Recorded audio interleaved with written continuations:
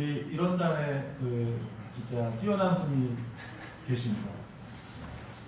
사주 명리학의 박사를 우리 원불교와 더불어서 새로운 영역을 또 확장해 가실 우리 정원덕 교도님의 강연을 듣겠습니다.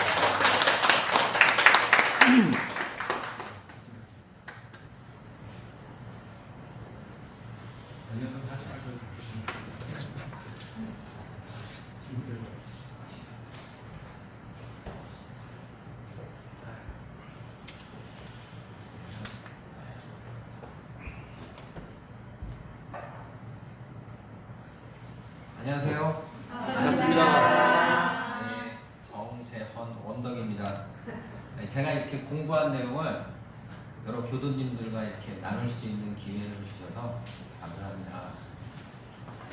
제가 공부한 내용은 천태소지간의 분석 심리학적 연구라고, 이 천태소지간은 수행하는 사람들이 꼭 알고 있어야 하는 수행의 안내서인데, 제가 이것을 한번 서양의 분석 심리학으로 한번 연구를 해봤어요. 이 수행을 하다 보면, 수행은 보통 우리 감각기관으로 알 수 있는 수행의 단계가 있지만, 이 감각기관으로 알 수 없는 또 수행의 단계가 있더라고요. 이 분석 심리학은 우리가 알고 있는 의식의 영역도 있지만, 우리가 알 수 없는 의식 너머의 무의식을 연구하는 심리학이기 때문에, 저는 이 천태소지간의 이 알 수 없는 수행의 영역을 이해하고 표현할 수 있겠다는 생각에서 이 분석 심리학으로 천태소지간을 연구를 한번 해봤습니다. 제가 또 국선도를 한 20대 중반부터 지금까지 해오고 있어요. 물론 이제 공부하고 이렇게 할 때는 많이 못했지만 꾸준히 지금까지 해오고 있습니다. 제가 공부한 천태소지관, 분석심리학, 그리고 국선도, 이거를 먼저 조금 설명을 드리고, 이것을 바탕으로 해서 원불교 좌선법에 대해서, 좌선법의 요지에 대해서 한번 이야기를 해보겠습니다. 천태소지관, 이 불교의 수행법에는 크게 지관수행과 가나선이 있습니다. 근데 이 지관수행에 대해서 체계적으로 정리하시고 완성하신 분이 천태종의 천태지 대사이십니다. 이분이 이 수행의 안내서인 천태소지간을 1400년 전, 1500년 전에 이미 쓰셨어요. 천태소지간은 또한 우리가 잘 알고 있는 신라시대의 고승 원효대사도 자신의 대승기는 소라는 책에 거의 다 인용을 하고, 많은 불교에서도 이 수행에 관련해서는 인용을 한, 수행하는 사람들한테는 필독서라고 할 수 있습니다. 원래 천태소지간의 이름은 수습지관 좌선법인데, 이 지관에 대해서 간략하게 설명했다고 해서 소지관이라고 합니다. 그리고 이런 지관 수행에 대해서 모르는 사람들을 위한 안내서라는 뜻에서 아이 동자 어두울 몽을 써서 동몽지관이라고 합니다.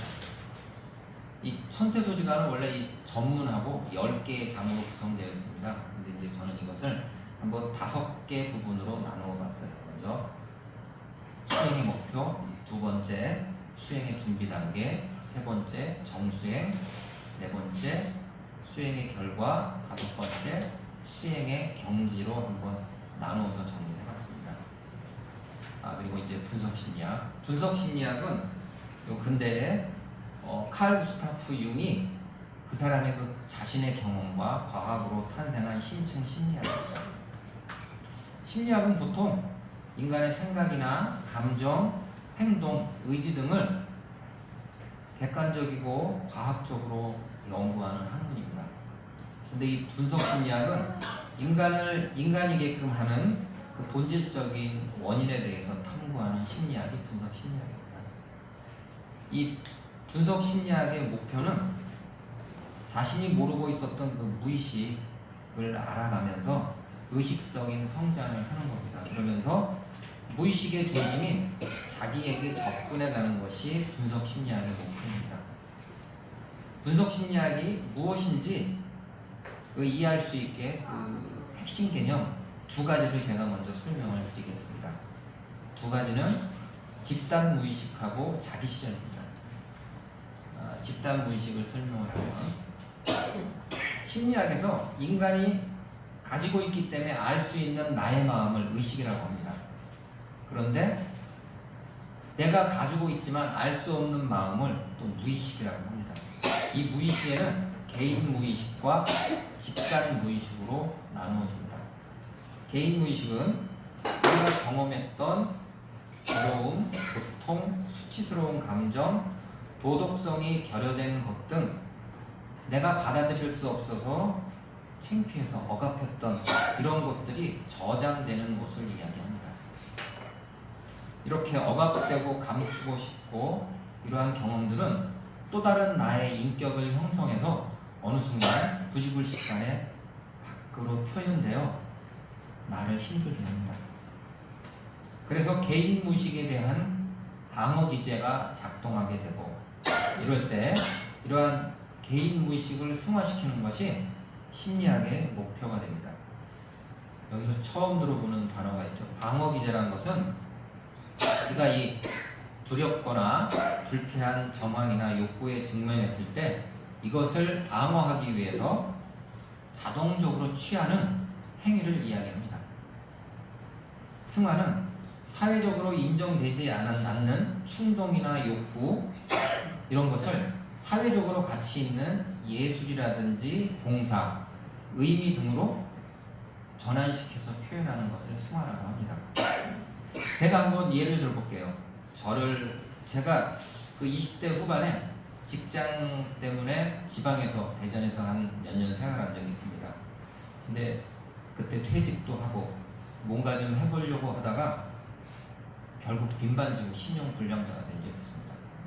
그리고 또 당시 저는 그 전에 그 전문대를 졸업했었는데 그것으로 인한 그 학벌에 대한 열등감이 있었어요. 이것은 정말 그 당시에는 부끄럽고 굳이 말하기 쉽지 않았기 때문에 저 스스로 억압하고 감추어뒀던 저 자신의 개인 무의식입니다. 저는 당시 그 지방에서 실패를 하고 다시 집으로 돌아갈 수는 없다는 생각을 했었어요. 그래서 집에 돌아가기 위해서 어떠한 보이는 결과물, 내가 그 긍정할 수 있는 결과물을 한번 가지고 집에 돌아가야겠다는 생각을 하는 중에 이런 그 학벌에 대한 열등감을 극복할 수 있는 힘든 목표를 한번 설정해 봤어요. 그 대학교 편입이었습니다. 그 노동판에서 노동을 하면서 야간 대학교 다닌다는 것은 정말 쉬운 일이 아니었습니다. 특히 한겨울에 이른 새벽 인력 속에서 나가고 열악한 환경에서 춥고 배고프고 정말 위험한 상황이 연속되는 노동이었습니다.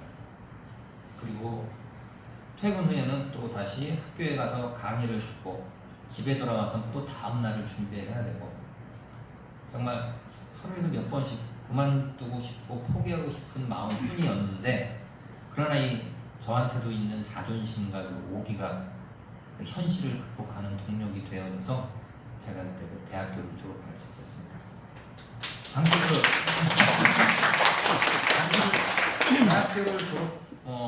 대학교 편입하고 졸업한 것은 제가 어떻게 보면 여길 수 있는 그 의미 있는 지짐돌이 되지 않았을까. 이것은 제가 저의 건강한 방어 기제가 작동한 조금 전에 말씀드린 그 승화라고 생각합니다. 집단 의식. 보통 우리의 마음은 생각과 감정과 느낌과 의지 뭐 이런 판단을 포함합니다. 분석 심리학은 여기에 대해서 내가 어렸을 때부터 지금까지 경험한 모든 것을 마음이라고 합니다. 또한 우리 부모님의 마음, 할아버지 할머니의 마음, 그리고 조상들의 마음, 인류의 시작과 함께 그 모든 마음이 나의 마음과 연결되어 있다고 합니다. 뿐만 아니라 동물의 마음, 식물의 마음도 연결되어 있고 선행 인류와도 지금 나의 마음과 연결되어 있다고 이야기합니다. 이처럼 나의 마음과 우주 자연의 마음이 하나로 연결되어 있다는 것이 바로 이 집단 의식입니다. 이 집단 무의식이야말로 분석 심리학의 그 가장 큰 특징입니다. 그리고 자기 실현. 분석 심리학에서는 우리가 분석 심리학을 공부해야 하는 이유를 자기 실현을 하기 위해서 우리가 공부를 해야 한다고 이야기합니다. 자기 실현은 우리가 세상에 태어날 때 이미 가지고 태어난 자신의 모든 정신을 살려서 통합하고 발휘하는 것입니다. 즉, 내가 태어날 때 지니고 나온 것, 나를 태어나게 하고 살아가게 하는 나의 업무, 그 무의식을 적극적으로 활용해서 살아가는 것을 이야기합니다. 국선도 또 한번 말씀드리겠습니다. 저는 그 20대 중반부터 국선도를 해오고 있는데, 국선도는 몸과 이 호흡과 마음의 조화를 강조합니다. 특히 마음을 담고 있는 것이 몸이기 때문에 몸의 수행도 중요시합니다. 제가 이 죽을 수도 있었는데 이 수련을 하면서 수행의 맛을 조금 알고 지금까지 끊지 못하고 계속 하고 있습니다. 저는 그 수행이 하고 싶었습니다. 젊은 시절에. 그러나 이게 어느 정도 좋아지다가 오버하면서 죽음으로 갈 수 있는 잘못된 수행도 해봤고, 그리고 정말 하루에 10시간 이상 많은 시간을 투자를 했는데 결과 없는 수행도, 결과물이 없는 수행도 한번 해봤습니다. 그러니까 제 수행의 과정은 안 되는, 잘못된 수행을 여지까지 해봤던 것 같아요. 그래서 거기서 얻은 게 많은 것 같습니다. 그래서 저는 그 이 당시에 그 수행의 갈증만 더 생겨서 뭐 산에 들어가서도 수행을 해보고 싶었는데 거기까지는 인연이 안 닿았던 것 같습니다. 수행의 마음이, 저의 마음이 간절해서였는지 제가 이제 분석 천태소지관도 인연이 닿아서 이렇게 만나게 됐고, 분석 심리학도 접하게 되면서 제가 꼭 알아야 하는 수행의 중요한 정보를 제가 공부를 하게 됐습니다. 왜냐하면 수행을 하면은 건강을 찾게 되고 우리가 이 성근을 얻게 될 수도 있지만 건강을 잃게 되고, 그리고 또 귀신이 또 씌일 수가 있거든요. 잘못하면. 만약에 제가 정말 오래전 수행을 열심히 할 때 그때 이 천태소지관 분석 심리학을 공부했다면 백척간도 진일보라고 이야기하잖아요. 정말 과거 두려움 때문에 포기했던 무의식에 과감히 뛰어들어서 조금 더 아마 수행이 깊어지지 않았을까 하는 생각을 해봅니다. 이제 제가 공부한 천태소지관 분석 심리학, 국선도를 바탕으로 해서 제가 원불교 자선법에 대해서 이해한 내용을 교도님들한테 설명을 해드리겠습니다. 좌선법에는 좌선법의 요지, 그리고 좌선의 방법, 단전주의 필요, 그리고 좌선의 공독으로 구성되어 있더라고요. 아주 간략하게 수행의 핵심만 정리가 되어 있습니다. 이렇게 짧은 내용을 통해서는 수행을 했을 때 정말 힘들고 어렵다고 생각해요. 부처님이나 우리 그 소태산 대종사님 같은 최고의 상승기가 아닌 이상은 보통 사람은 정말 어렵다고 생각합니다.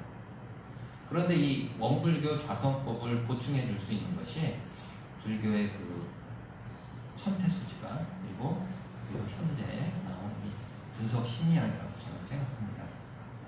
그래서 원불교 좌선의 요지, 좌선의 방법, 단전주, 좌선의 공독에 천태소지관의 수행의 목적, 수행의 준비 단계, 정수행, 수행의 결과를 연결해서 이해한다면 원불교 좌선법에 대한 폭넓은 이해, 그리고 좌선법 중에 올 수 있는 돌발적인 상황에 대한 적절한 대처, 그리고 좌선법을 통해서 공독을 얻고 이해하는데 도움이 될 것이라고 생각을 합니다.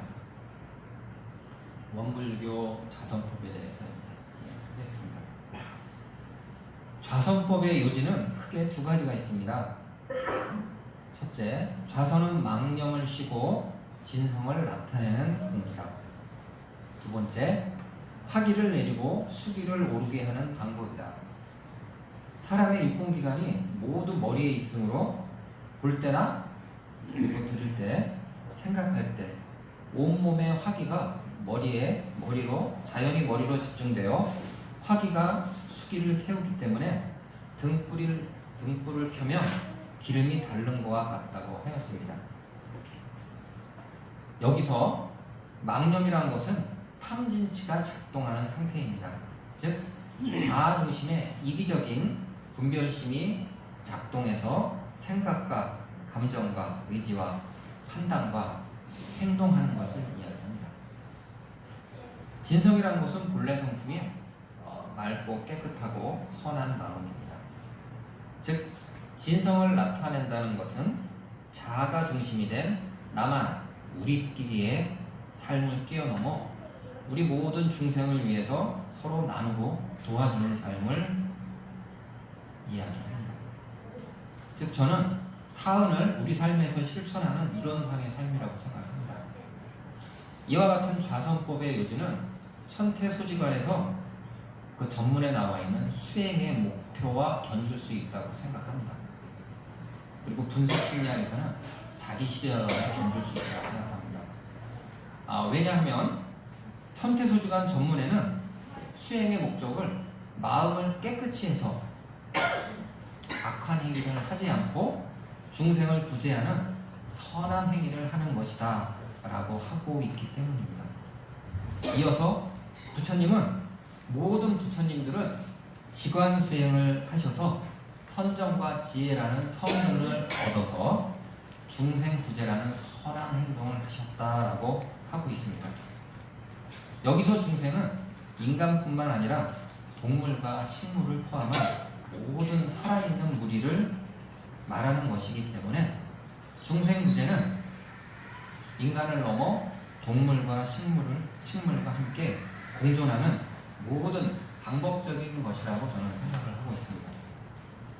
이 중생이 인간을 넘어선 동물까지 확대된 개념이라는 이야기가 부처님의 전생담에 나옵니다. 제목이 생명의 저울입니다. 부처님은 큰 깨달음을 얻기 위해 수많은 생을 윤회하시면서 수행을 하셨습니다. 어느 날 부처님이 숲에서 수행을 하고 계실 때 비둘기가 매를 피해 부처님의 품 안으로 뛰어들었다고 합니다. 비둘기를 사냥하던 매는 부처님에게 자신의 점심 식사인 비둘기를 내줄 것을 요구했습니다. 부처님은 무서워 떨고 있는 비둘기를 내어줄 수 없었다고 합니다. 그러자 매는 자신도 이틀을 굶었기 때문에 지금 비둘기를 잡아먹지 않으면 자신도 죽습니다. 비둘기의 생명이 귀중한 만큼 자신의 생명도 중요하다고 비둘기한테 이야기했다고 합니다. 그래서 부처님은 비둘기만큼 자신의 살을 베어 매에게 주겠다고 약속을 했습니다. 저울을 가져와서 비둘기를 올려놓고 자신의 살을 베어서 저울에 올려놓았지만 저울의 수평은 맞지 않았다고 합니다. 그래서 또 살을 베어서 올려놓고 자신의 살을 자꾸 베어서 저울에 올려놓아도 수평은 맞지 않았다고 합니다. 결국 부처님 자신의 온몸을 저울에 올리니 비둘기와 수평이 맞았다고 합니다. 인간 중심의 사고로 다른 생명체를 경시하고 인간의 우월함만을 생각하고 있던 저에게 모든 중생은 인연에 의해서 잠시 생멸하는 영기적 존재로 우주 자연의 입장에서 본다면 인간과 동물과 식물, 곤충의 모든 생명의 무게는 동일하다는 가르침을 얻게 됐습니다. 저는 윤회와 인과응보를 믿기 때문에 내가 비둘기였을 수도 있고 어미매를 기다리는 새끼 매였을 수도 있다는 생각을 하면서 중생은 사람뿐만 아니고 인간과 동물과 식물까지 포함한 모든 살아있는 무리를 이야기한다는 것을 이해를 하게 됐습니다. 천태소지관에서 이야기하는 중생 구제를 우리가 살고 있는 현대에 적용해 본다면 현재 세계는 기후위기와 동식물을 포함한 자연보호를 이야기하는 것이라고 생각합니다. 현재 세계는 인간 중심의 일방적인 사고 그리고 탐욕으로 인해서 기후 위기에 처해 있습니다. 기온 상승으로 인해서 해수면은 상승하고 폭우로 인해서 홍수가 나고 폭염에 의한 화재로 이어져 다양한 생물의 감소로 이어지면서 어떻게 보면 최상위 포식자인 인간도 지금 위험에 처해 있습니다. 우주 자연이 인드라만 같이 연결되어 있다는 영기적 인식을 가지고 환경 보호와 기후 위기에 올바른 대응이 필요하다고 생각합니다. 신재생 에너지를 생산하고 우리가 좀 불편하겠지만 대중교통도 이용하고 이런 에너지 절약을 위해서 가전제품도 좀 덜 쓰면서 우리 몸도 좀 사용하고 재활용을 생활화하는 것이 현대에서 중생을 구제하는 또 하나의 방법이라고 저는 생각을 해봤습니다.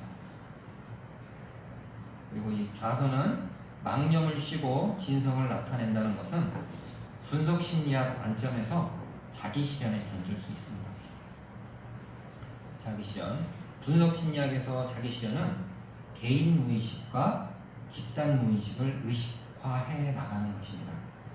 즉, 내가 나의 불공허한 그림자나 원형 그림자에 동화되지 않고 의식적으로 건강한 성분 원형들과 동화되어 가면서 사랑과 자비를 실천하면서 원형의 중심인 자기 원형에게 접근해 가는 것을 자기 실현이라고 합니다. 여기서 의식화는 맹목적으로 따르지 않고 비판적으로 극복한다는 의미를 지니고 있습니다. 이 분석 심리학적으로는 원형 그림자에 동화되지 않고 지적인 인식과 감정적인 통찰을 통해서 그림자나 원형 그림자를 대극합일해서 새로운 인격으로 탄생하는 깨달음의 의미도 지니고 있다는 겁니다. 여기서 그림자는 우리가 우리 자신이 싫어하는 열등한 부분입니다. 즉 페르소나에 반대되는 부분들로 사회적 기준에 맞지 않는 부도덕, 무책임, 치사함, 나태함, 비굴함, 동물적 본능, 폭력성, 잔인성 등 우리 자신이 가장 싫어하고 열등한 것들이 외부로 드러난 것을 그림자라고 합니다. 페르소나는 공동체 우리 사회 집단에서 개인들에게 기대하고 요구하는 사회적 역할입니다. 이 페르소나는 그리스 가면국에서 유래했다고 합니다. 배우가 왕의 가면을 쓰면 왕의 역할을 하고 신하의 가면을 쓰면 신하의 역할을 합니다. 즉 집단 안에서 자신의 의무와 역할을 수행하는 것을 페르소나라고 합니다. 그리고 대극합의 분석 심리학에서 그림자와 성숙한 의식이 하나 되어 그림자의 역할을 제한하면서 새로운 성숙한 의식으로 변화시키는 것을 대극합이라고 합니다. 그래서 자기 실현은 의식, 내가 아는 나의 마음, 개인 무의식, 내가 억압한 나의 마음, 집단 무의식, 내가 모르는 나의 마음을 의식화해 가면서 자신의 삶에서 우리 모두의 상생과 화합과 공존을 위해서 진화의 방향으로 나을 수 있게 내 삶에서, 내 생활에서 일조해 나가는 것이 자기 실현이다라고 할 수 있습니다. 다시 이야기하면 좌선법의 요지에서 진성을 나타내는 것은 천태소지간에서 성근을 얻어 중생구제를 실천하는 것. 분석심리학에서는 자기 실현을 통해 자신의 역할에 충실하는 것에 견줄 수 있다고 할 수 있습니다. 여기서 자기 실현은 분석심리학의 목표인데 성인 군자나 세계의 구원자, 세계의 지도자가 되는 것이 아닙니다. 이것은 집단에 의해서 만들어진 사회적 역할 페르소나이고 무의식으로부터 오는 잘못된 암시일 수 있습니다. 쉽게 말해서 집단에 의해서 만들어진 이런 잘못된 암시를 의식화하고 세상과 조화로움이 가능한 자신의 모습으로 살아가는 것이야말로 분석심리학의 자기 실현이라고 할 수 있습니다. 예를 든다면 교무님은 우리 교도님들에게 이론상임을 인지시켜 주시고 계십니다. 우리 각자가 이론상으로서 하나의 교당의 역할을 수행할 수 있게 우리를 훈련시켜 주시고 계십니다. 이것이 바로 교무님만이 할 수 있는 교무님의 자기 실현입니다. 우리 교도님들 역시 일상생활 중에 자신의 시간을 할애해서 교당에 나오셔서 식사 준비하시고 설거지하시고 누룽지 만드시고 청소하시고 그리고 일상생활 중에 내 주변에 다른 사람들을 선한 마음에서 이렇게 돕고 계십니다. 나와 타인을 모두 이롭게 하는 자주부탁, 이 보살의 이것이 바로 저는 자기 실현이라고 생각합니다. 좌선법의 요지에서 두 번째, 좌선법은 화기를 내리고 수기를 오르게 하는 방법이다. 사람의 유통기관이 모두 머리에 있으므로 볼 때나 들을 때나 생각할 때 온몸의 화기가 자연스럽게 머리로 집중되어 화기가 수기를 태우는 것이 등불을 켜면 기름이 닳는 것과 같다고 하였습니다. 화기를 내리고 수기를 오르게 하는 것은 수승화감을 이야기하는 것입니다. 심장의 뜨거운 기운을 아래로 내리면 심장의 차가운 기운은 위로 올라간다는 의미로 우리 몸의 음양의 조화로운 상태를 이야기합니다. 사람의 육군 중에 안이비설씨는 눈, 귀, 코, 혀, 몸의 감각기관으로 우리의 몸을 구성하고 있습니다. 육군 중에 의는 우리의 머리에 있습니다. 그래서 눈, 귀, 코, 혀, 몸에서 전해오는 정보를 종합하고 판단해서 지시를 합니다. 따라서 눈, 귀, 코, 혀, 몸에서 대상에 대한 정보를 인식해서 육식인 의가 머리에서 생각하고 판단하고 결정해서 행동하게는 인지활동을 하게 되는데 이때 그 뜨거운 심장의 기운이 머리로 올라오게 됩니다. 그래서 심장의 차가운 기운은 처지게 되고 이렇게 화기와 수기가 분리되면 목화토금수 오행이 편중되게 되고 균형을 잃게 되어 건강을 잃게 되는 것입니다. 즉 좌선법의 요지에서 비유하고 있는 것처럼 등불에 있는 기름이 타서 사라진다는 것은 우리의 생명력이 빠르게 소진되는 것과 같다는 것입니다. 그런데 우리가 단전의 마음을 머물게 하거나 단전호흡을 집중해서 한다면 눈, 귀, 코, 혀, 몸에서 대상에 대한 정보를 인식해도 육식인 의가 머리에서 생각하고 판단하고 번뇌를 하지 않기 때문에 의는 단전에 머무르게 되고 이 심장의 뜨거운 기운이 단전으로 내려오면서 심장의 차가운 기운을 따뜻하게 만들어 머리로 오르게 한다는 겁니다.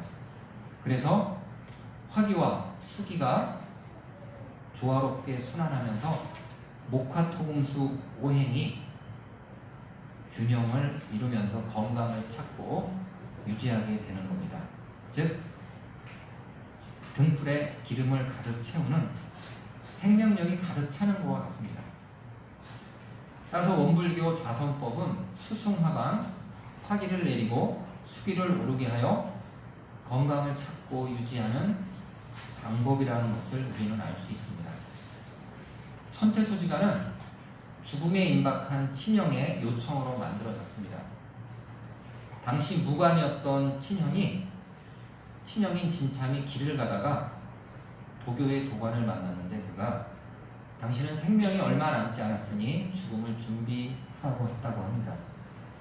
진침은 죽음에 대한 두려움으로 동생 천태대사를 찾아가 죽음을 회피할 수 있는 방법을 물었고 천태대사는 천태소지간을 주면서 수행을 열심히 하라고 했답니다. 진침은 직관 수행을 하면서 자신의 타고난 수명보다 15년을 더 건강한 몸으로 살았고 높은 수행의 경지에 올랐다고 합니다. 또한 천태소지간 9장에는 치병장에는 병의 원인과 병을 치료하는 기관 수행에 대해서 설명을 하고 있습니다. 그 내용을 보면 병의 원인은 4대와 5장에 편중된 불균형, 그리고 귀신에 의한 병, 그리고 억보에 의한 병이 병의 원인이라고 이야기합니다. 그리고 이거에 대한 치료로는 기관수행으로 병을 치료할 수 있다고 이야기합니다. 이것을 보면 천태소지간 수행 역시 성근을 얻기 위한 수행이지만 몸을 건강하게 하고 수명을 늘리는 수행법이라는 것을 알 수 있습니다. 즉 원불교 좌선법에서 이야기하는 수승화관과 천태소지관의 기관 수행이 건강을 찾고 유지하는 수행이라는 것을 알 수 있습니다. 이제까지 제가 그 좌선법의 요지에 대해서 천태소지관과 분석심리학으로 짧게 한번 설명을 드렸습니다. 다시 한번 정리하면 좌선법의 요지는 건강한 몸으로 진성을 나타내는 것이다. 천태소지관의 목표도 건강한 몸으로 성근을 얻어 중생을 구제하는 것이다. 분석심리학의 자기실현은 우리가 세상을 살아가면서 자신의 역할을 수행하는 것입니다. 라고 또 말할 수 있습니다. 그래서 이 세 가지는 서로 다르지 않고 서로 어울리는 하나다라고 이렇게 이야기 드릴 수 있겠습니다.